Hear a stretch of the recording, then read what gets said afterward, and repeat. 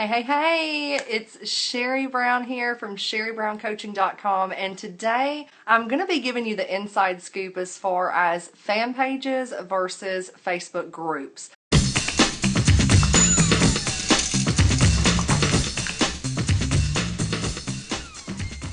Come across a lot of people who are basically just utilizing Facebook groups to build their following. And so here's the thing when it comes to where you need to be building up your fan base, and that is where you're serving your target audience, where you are putting out that valuable content to attract. And the best place to do that is through a Facebook fan page. And this is for several reasons. If you are just using a Facebook group to build up your following, you're going to miss out on a lot. And that is because there are several things that you cannot do with a group. First is there's no analytics. So if you have a fan page, you have what's called an insights panel. And what this does is it gives you the majority of the people who are liking your page, whether they're male or female, as far as where your target audience, what age range they are. You can see which posts they're engaging with the most. There are so many things in the insights panel. I can literally see when my viewers are on at what times. So that absolutely can help me when it comes to when's the best time to post. And I can build my content to come out when they're going to see it. Another thing as far as groups, obviously most of them are closed, so people have to request to join, and that's just an extra step. Then they have to wait for the admin to approve them. Another thing is, this is a big thing when it comes to Facebook groups, and that is they're not searchable when it comes to Google. And this is what I mean. You know, every day people are searching, thousands upon thousands, millions of people are searching for different solutions, right? You go to Google, you type in, say you're in beauty, okay, how to do a smoky eye. If you're posting in a group, that's never going to come up on Google. However, if you are posting on your fan page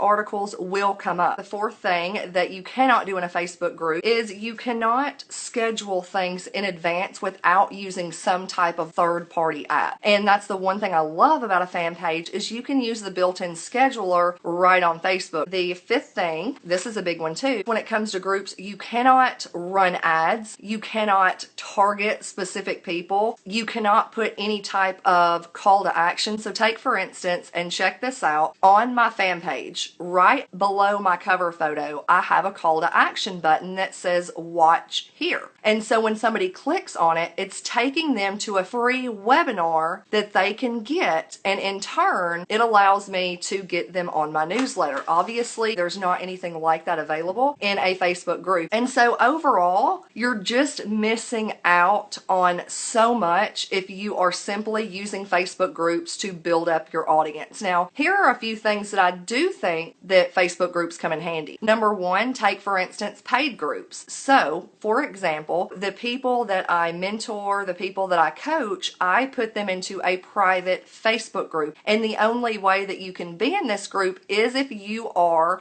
paying to be mentored. You're a part of the marketing system that I use and you're being mentored by me. And so I have a group specifically for that. And of course, we post extra training, extra tips. We started doing a couple of Q&A webinars a couple of times a month. I think another way that groups can come in handy is take, for instance, there's a lot of people in the health and wellness industry. So you could run different challenge groups to where you can put people in this challenge group and you can talk to them as far as different recipes or as far as the exercise and stuff go. But I see a lot of people using groups for challenges, and that is a great way to utilize groups. Groups are also great for your team. So most people, if you're building a network marketing business, home-based business, you have people from all over that you've met and that are on your team. So I think groups are a great way to stay connected with your team, where you can post training, where you can post upcoming events, things like that. And then lastly, I think groups are also great for, take for instance, if you followed me for very long, you know when it comes to your marketing, like your public marketing on your fan page, on your profile, whatever you're doing, that I never recommend really blasting out the company that you're with, simply because you want to to raise curiosity, right? You want to force people who are interested to reach out to you and not know what you're doing where they could just Google it and find something negative. However, if you're generating leads with the way you're marketing, you're reaching out, you're talking to somebody, and you tell them what network marketing company you're with, what you're doing, I have seen teams to where once they have customers or potential customers who are interested, they will put them into private Facebook groups to where all of the prospects are in there. They can learn a little bit more information about the products. And so,